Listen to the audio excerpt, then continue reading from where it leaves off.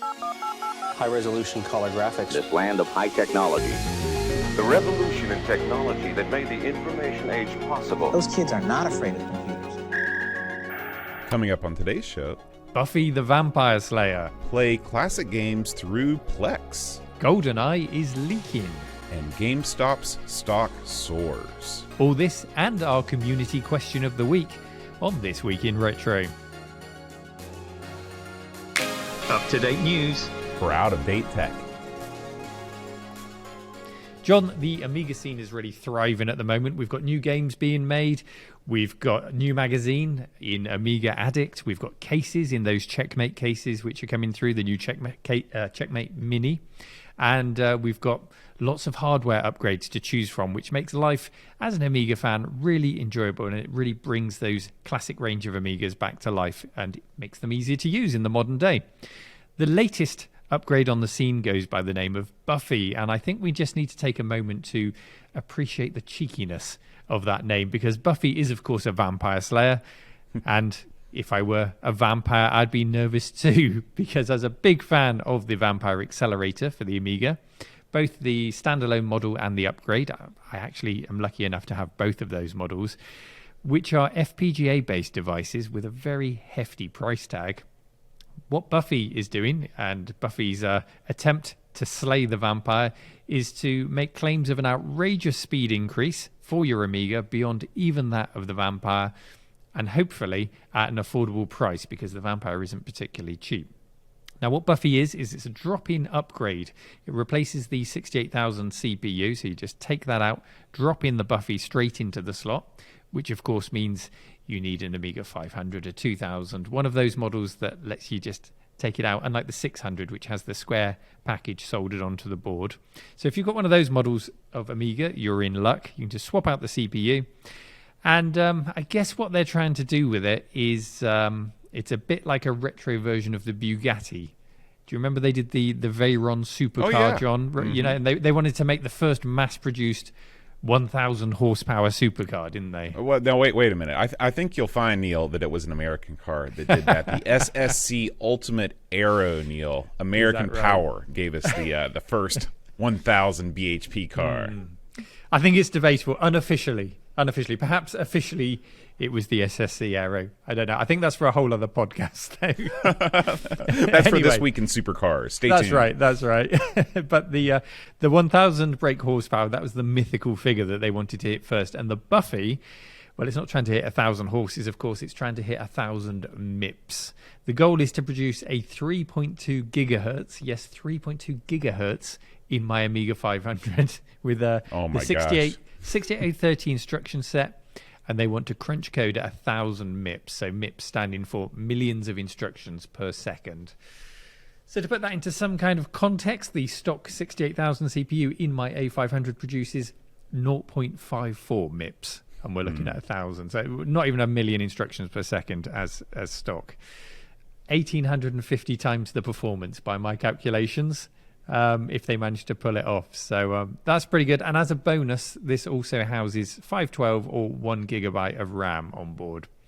Now, it's the creation of Rennie Cousins and Tim Wacker, who started work on it back in 2019 when it was conceived as the ultimate 68,000 accelerator.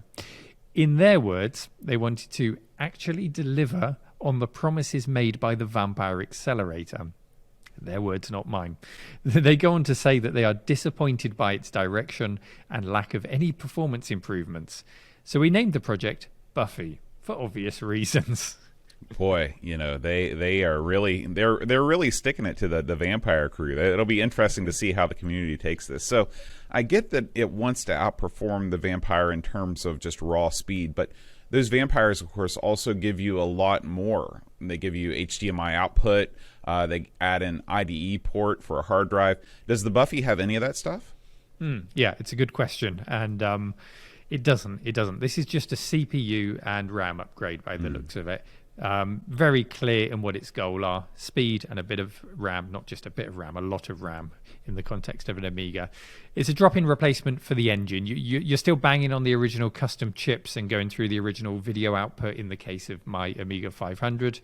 You'll still need some kind of hard drive upgrade. because there's no ID port built into the 500. So, shall we say it's pure and simple in that respect? It's very well defined in what they want to achieve. And I do just wish if they could slip in a micro SD card reader on there for a hard drive, it would be the perfect package for me. It'd be great, wouldn't it?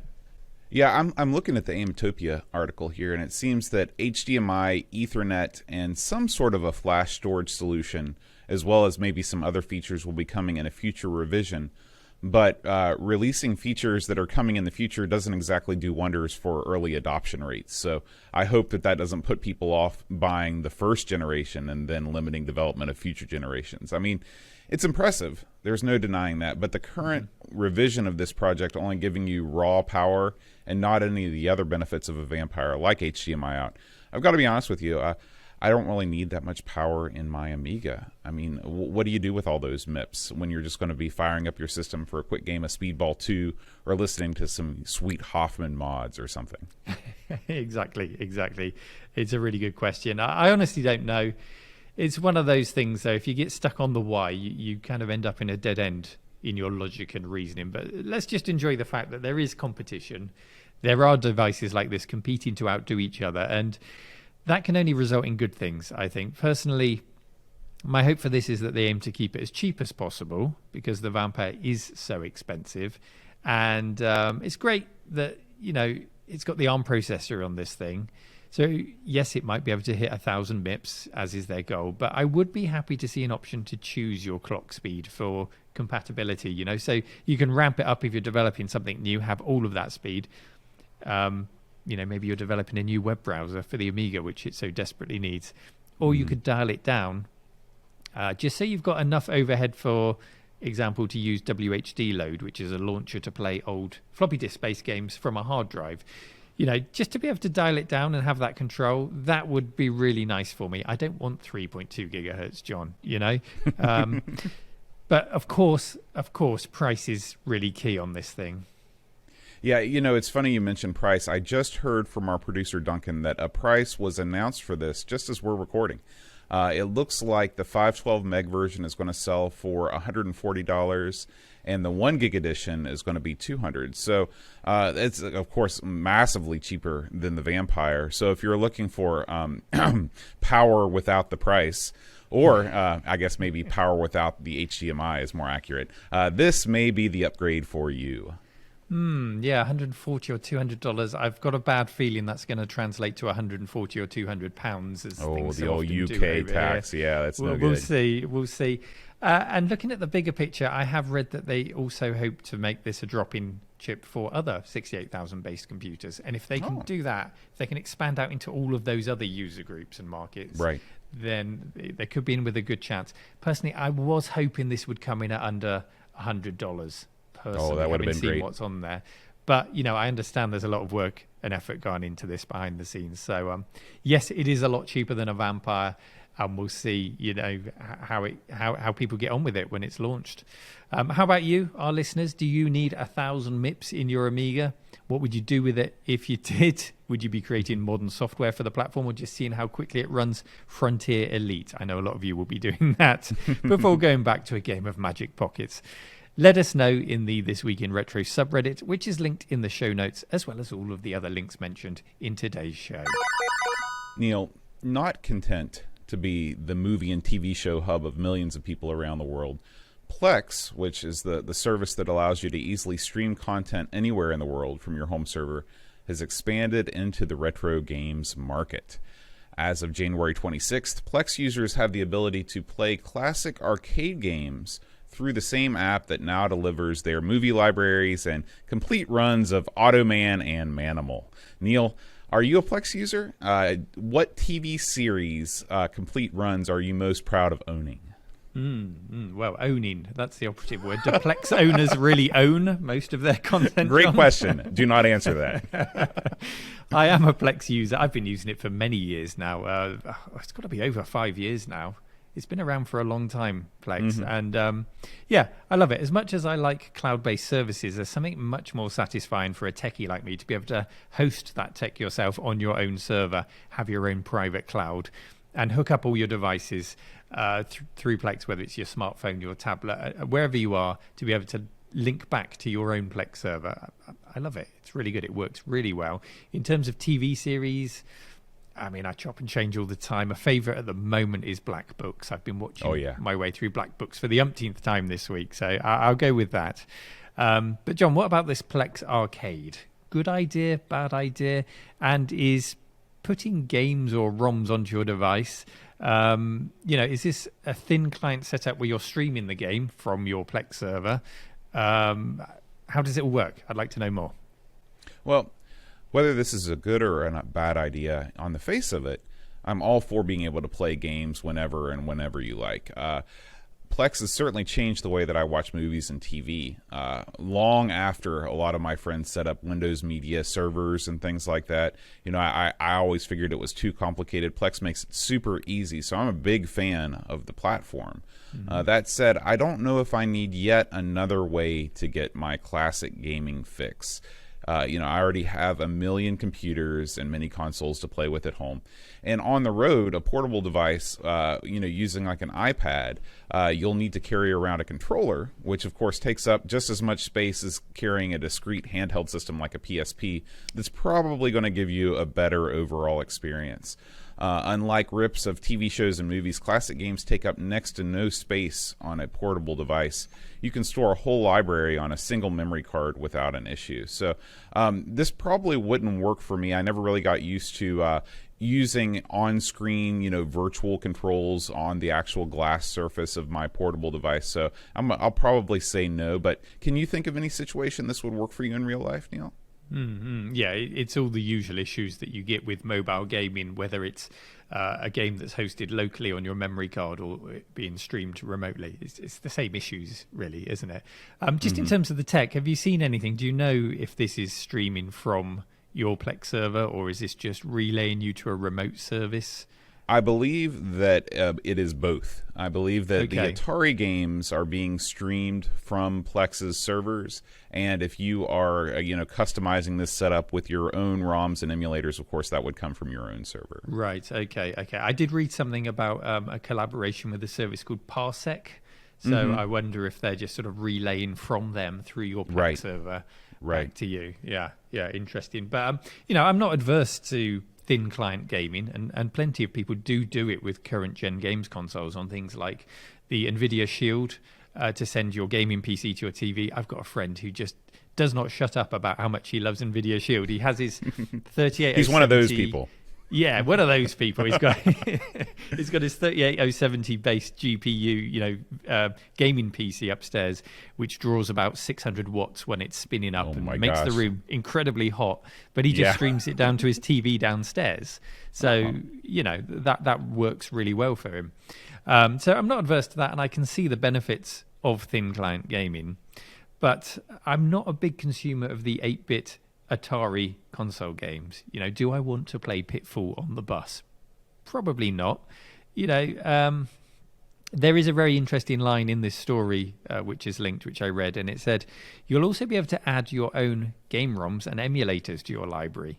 So I know Atari is the headline. They like to use the good old name Atari to generate some big headlines, but it looks like it's a little bit deeper than that when you scratch the surface. So it does look like it has the potential to be your personal emulation streaming cloud if you get around to setting it all up with your own emulators and your own ROMs, and you can get lots of systems in there. So I think it might be a bit more interesting than just Asteroids and Pitfall, John. Right.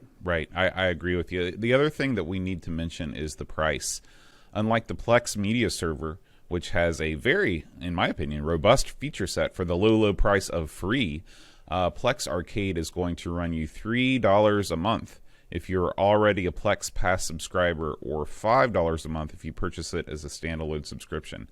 That is pretty steep, in my opinion, considering the Apple Arcade, Google Stadia, and stuff like that. I mean, they're not much more than that, and they give you a whole library of modern games, not just some old, Atari arcade games or maybe 2600 games. So from the review on Ars Technica, the feature you mentioned of being able to add your own emulators and ROMs, it is possible, but it's not as easy as, say, adding a core to RetroArch. There are a lot of steps that you have to go through, apparently. But even with this feature, we're talking about a pretty hefty fee just to be able to play Asteroids and Missile Command for the upteenth time. Me personally, I'm probably going to give this one a miss. But, different strokes for different folks. If any of our listeners have decided to take the plunge, let us know in the subreddit. We'd love to hear your experience with it. And speaking of the subreddit, we want to thank user Derek Flamelily for suggesting this story to us. John, Goldeneye on the N64 seems to come up quite a lot lately on our podcast, whether it's game controllers being smashed together or stories of it being the only game that my dad ever played. It comes up, but we've got another story about it this week. Of course, it doesn't need much of an introduction. It's that iconic first-person shooter that turned the heads of PC gamers in the mid-90s and proved that consoles could take on the PC master race at that genre. There were, of course, Bond games before, and there have been many since, but few have captured the excitement of GoldenEye, not least because of the 4-player split-screen deathmatch from the same couch. None of this online gaming. This was shoulder-to-shoulder gaming with our mates. Well, it turns out that the Xbox 360 got a remaster of the game, which was never released. Rumours were rife from those on the inside who had seen it, and we did get some footage showing this game in action back in 2016, but we'd kind of all resigned ourselves to the fact that we'd never get to play it, it would never see the light of day, and we'd never drop out of the ventilation shaft onto some Russians in the toilet in high definition. It just wasn't going to happen. Until now. You see, Spanish streamer Grazlu00, good name, claims that he was sent the game ROM anonymously, and he fired it up on an Xbox 360 emulator to confirm it was real, and indeed it was. And it also came with a note instructing the streamer not to reveal it until a certain date. And the note also said, "Never say never, release coming soon, James." This is it sounds just like a Bond film. I mean, all it needs is for the disc to somehow explode when you complete the game.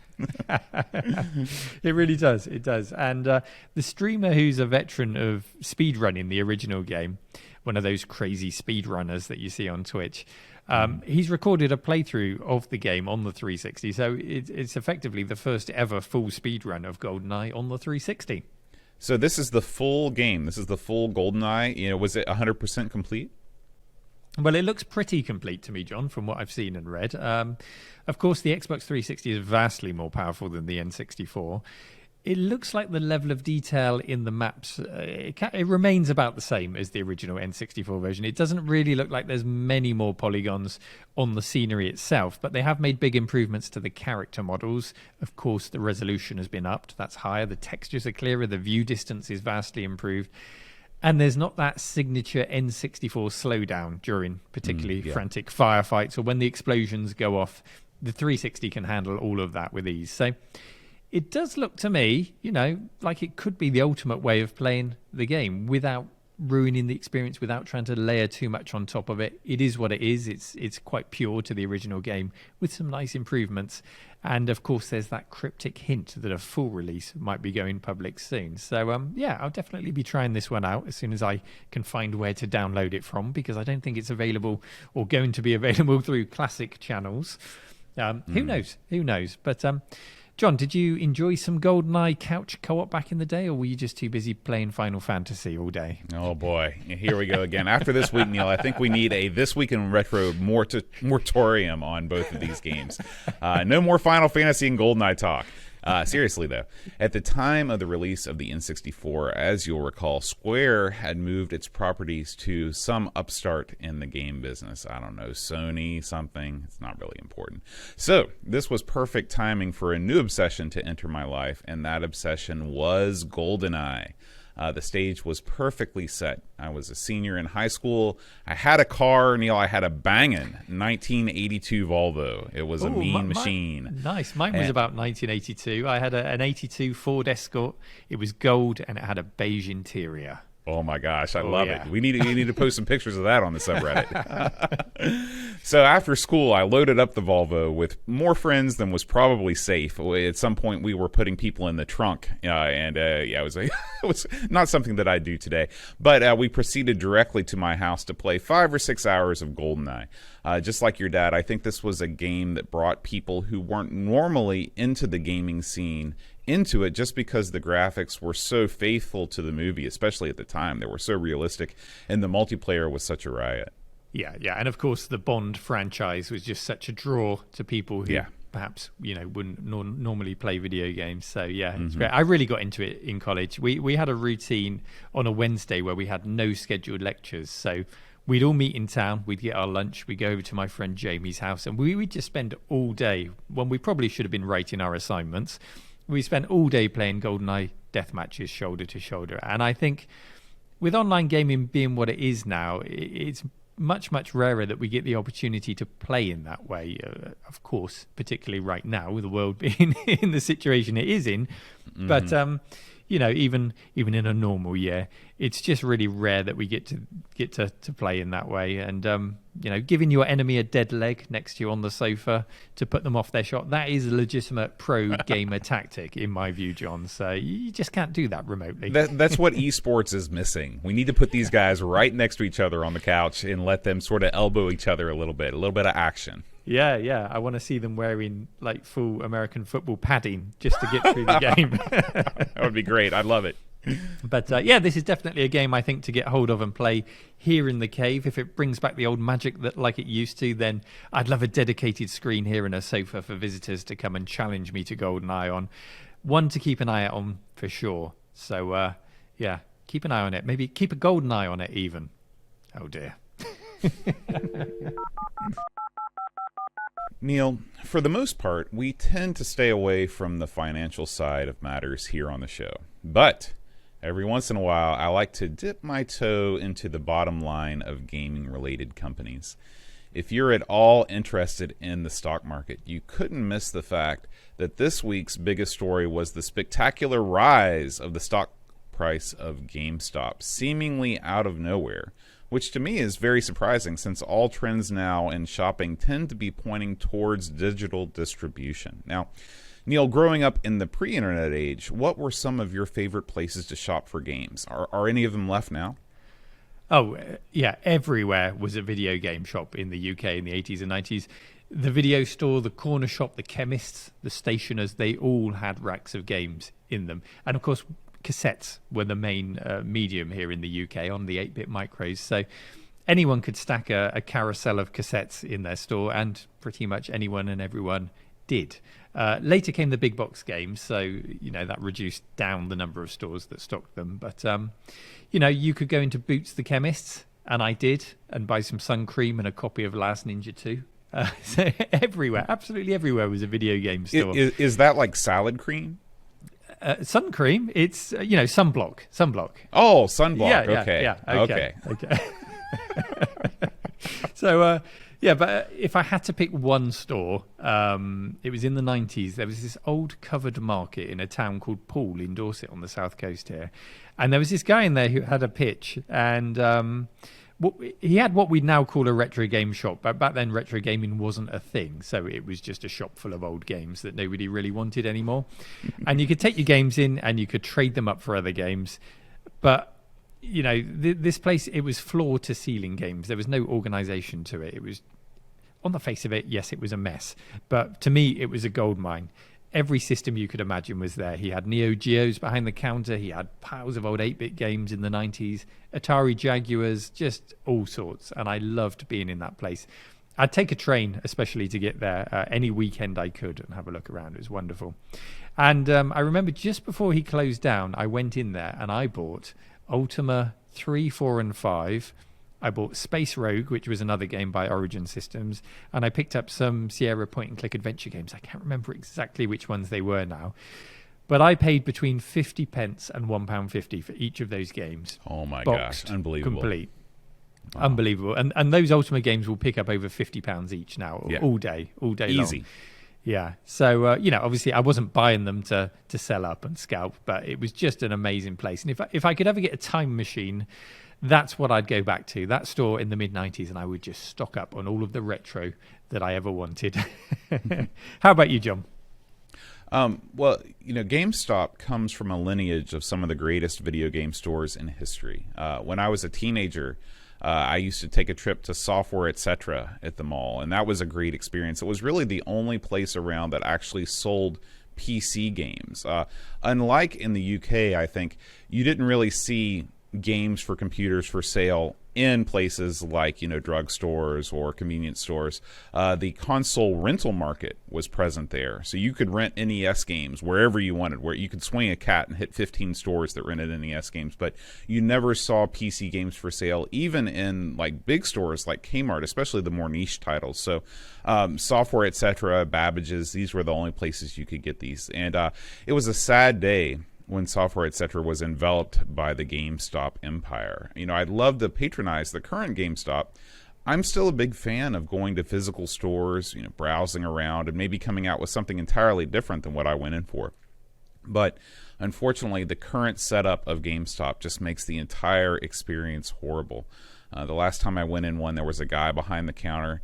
He was more interested in talking to the myriad of kids who were obviously just there to hang out while their parents shopped elsewhere than he was helping me. He was also about the same age as some of those kids, which probably had something to do with it.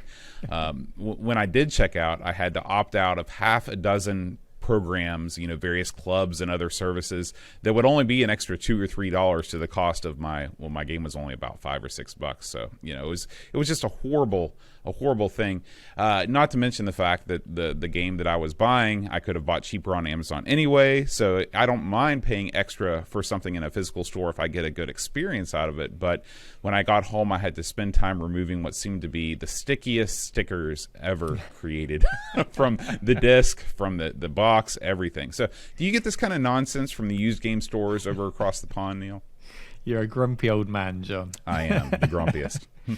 We have CEX over here, which sounds like a similar kind of deal. It's not really game focused. It's full of DVDs and CDs and old camcorders and microphones from streamers who never quite made it, in the windows there. So It's not really a specialist gaming shop, but you can go there for your games. I was just thinking while you were talking about your memories there, I remember when I was a kid of only about 12 or 13 years old, I was lucky enough, my parents took me to Florida to do the Dream Disneyland or Disney World, whichever one it is over there, tour.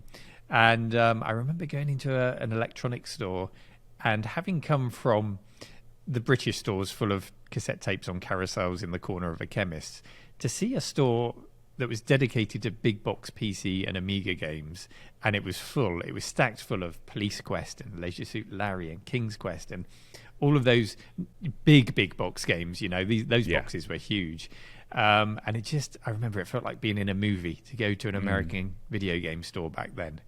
Quite a different experience from what I was used to. Yeah, interesting. Yeah, good memories. Anyway, over here in the UK now, the best video game stores for me, of course, I'm looking for retro video games, is the little independent stores, the ones that you have to really hunt out. And the nearest one to me is called Retro Games HQ in Swindon. And the nice thing about that is it's owned and run by a game called Pete. And it's located at the back of a vinyl record store run by another guy. So he's not interested in selling you the vinyls. He just happens to be in the same store. He's got all of the specialist knowledge that you might want. So you can go in and you can pick up, all the retro games. I think I bought some Mega Drive games last time I went in there. And you can pick up a new album on vinyl. That's a good, in 2020 was the last time I went there. 2020, I bought a Mega Drive game and a new vinyl record, John. Can you do that in GameStop? They're selling vinyl records so many places these days. I wouldn't be surprised if there was a little corner carousel, just like the cassette carousel in the chemist, that would sell you a new Taylor Swift album in GameStop. But I think that's a pretty good business model, having the records up front and the games in the back, because the kids are all going to come in for the records, because kids are all crazy about vinyl these days. But then he can say, and how about some of these old games? Maybe get them into that scene a little bit, and there you go. You developed a whole new generation of fans. So, but getting back to the story, times may be changing for the much maligned GameStop, and for the better, possibly. Last August, Ryan Cohen, he's the billionaire founder of the pet food delivery startup Chewy.com. He bought a significant stake in the company in an effort to pivot it from a traditional brick and mortar business to focus on the modern digital distribution side of things. Now, the reason why this may work is that GameStop has a database of something like 50 million names and addresses. So there's potential there to get them all on board pretty quickly and build a Steam-like service with a ready stream of customers. What do you think about this, Neil? Is there space in your taskbar for another games launcher? No. No, there isn't, John. I mean, let's be honest, Steam has the market covered, really, because it was so early to the game. And it's matured on to be the default gaming service on my PC. I think it's probably the same for a lot of people. The only reason any other game service ever gets installed on my PC is if it has an exclusive that I'm forced to install the service to access. Pretty much the only time I have to do it. So the only way GameStop service would be installed for me is if they get huge exclusive releases. You say they've got 50 million names, 50 million uninterested people aren't going to help you. You need product, you need that exclusive to get them installing and to get them on board. So yeah, I'm not entirely confident that that's going to work, but I know there's more to the GameStop news, though, than this week. How does this all figure into last week's mammoth gains in the GameStop stock? Well, apparently Ryan Cohen wasn't the only person who thought GameStop stock was undervalued. Wall Street Bets is a subreddit, only slightly less popular than the This Week in Retro subreddit. There was a user there that posted in early January that he believed the stock should be trading higher than its current $20 value, and the 2.2 million members of that community agreed. In what may have been the first market manipulation via Reddit, a bunch of these Reddit users bought into the GameStop craze and caused the stock to rocket to a high of over $400 last week. Now, it's since come way back down to earth at about $50 a share, but it's still trading at about twice the value of what it was in January. So if the GameStop business itself is worth that much or not, as with all stocks, it's all sort of a matter of conjecture. But it will be really interesting to see what moves the GameStop board might make in view of all this publicity, and whether either a revamp of its physical stores or the launch of a digital distribution platform will follow in its wake. So with all of that new market cap, the board could really spruce things up a bit, I think. What do you think, Neil? Given a big pile of cash to throw around, would you, as GameStop's chairman, double down on the brick and mortar side of things? And if you did, what would you do to change to improve the experience there? John, as much as I'd love to see more physical game stores, I think we all know it's not sustainable, is it? It's just not going to happen. You'll be selling nothing but jewel cases with download codes in them, as many stores already do right now. That's all it comes down to. I think there's an opportunity if they're agile enough to. And traditionally they're not that agile. They're quite a big lumbering company, but if they're agile enough, there is an opportunity to be had. I remember there was a press release made by GameStop in 2011 here in the UK, and it announced that you could now buy games from them in the UK 24 hours a day, 7 days a week. How could you do this? That's right, John, with their new website. Boom. Imagine a website that's always open in 2011. So kind of a ahead of the curve as always, GameStop. Good work. Yeah. So, what they have got out of this is a huge boost in brand awareness as a result of the stock pump, and perhaps a chance to also play the little guy card, fighting for survival against the faceless hedge fund managers who are betting on their demise. So they could leverage that somehow. And if they're going to do that, they need to do it right now, because this will be old news in a few weeks' time. And, I think in the longer term, the trend of their decline will resume, albeit with a gigantic spike in their share price as a result of these shenanigans. But it's certainly been interesting to watch, John. Yeah. Well, if you'd like to read more about this whole saga, I suggest you check out, the internet. Everybody's writing about it. But this has to be the most press GameStop has ever had. I'm sure that they would not necessarily want it this way, but that's the way it goes. And even if you haven't gotten rich or extremely poor out of the stock price, maybe at the end of the day, everyone will end up with a better in-store experience as a result of all this. Don't hold your breath. Maybe not. I did see, actually, they've moved on already. I saw that Elon Musk did a tweet the other day about Dogecoin, and that shot up 50%. So, I think the people behind this have got a taste for it, and I think they're quickly moving on to other things. But it's been fun. Agree. It's been fun. Yeah. All right, Neil. So now we're going to start our new feature on This Week in Retro, our community question of the week. So, Neil, do you want to give us a recap on what that question was and read some of the responses? Sure. The question over on our subreddit was, what new game, system, or retro skill did you discover during lockdown? Or, for those that haven't been in lockdown, just during the pandemic. JTD121 says, soldering, again, with better equipment, too. For our UK viewers, that's soldering. Paul, a.k.a. Hermsky, says, for me, it was the introduction to the Mr. FPGA, a great self-build project with so much to learn from the developing cores. Also, I spent a lot of time this year revisiting a few 8-bit text adventure games. Richard Cheers writes, for me, it was getting around to something that Neil showed me some time back, the future of retro, and that's the Mr. FPGA, and experiencing systems I would otherwise not be able to. Thank you, Neil. The future is indeed FPGA. Those Mr. sales are doing well. Yes. Frodo NL says, I got acquainted with a lot of different retro systems, then found out I actually enjoy being on camera, something I'd never done before. He doesn't elaborate on what he's been doing on camera, but yeah, great stuff. Hey, everybody's got to make a little extra money somehow, Frodo. No shame. Devolution writes, finally got new Retro Arcade Neon up and running. Was so worth the effort to have my own virtual arcade. Oh, yeah. Well worth checking out new Retro Arcade Neon. It's on Steam. You can play it traditionally or in VR. You can create your perfect VR arcade. I agree. It's one of my favorite. I've been following that project for years, literally years.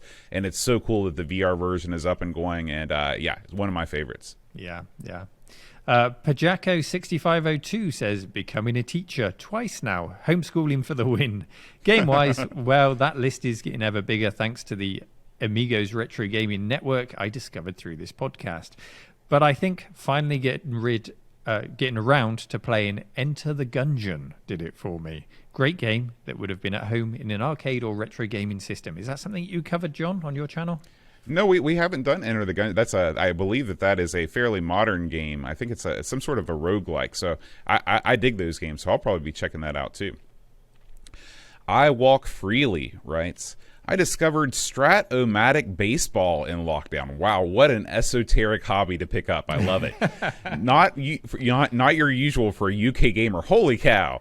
But I love how it uses maths and statistics with dice to accurately reproduce a sports simulation game before computers were widely available. Maybe too retro? Not at all, I Walk Freely. I fully endorse your choice. That's awesome, man. Yeah. Do you know anything about the Strat-O-Matic system, Neil? I do, and I learned all about it this week because I did an interview with Trip Hawkins of Electronic Arts fame, and Strat-O-Matic Baseball is the game in the 60s that got him into gaming, and as soon as he saw his first computer, he wanted to apply the stats and the gaming mechanics of Strat-O-Matic to a video game. So yeah. it's what motivated him to create a video games company. Yeah. Oh, yeah. Wow. Okay.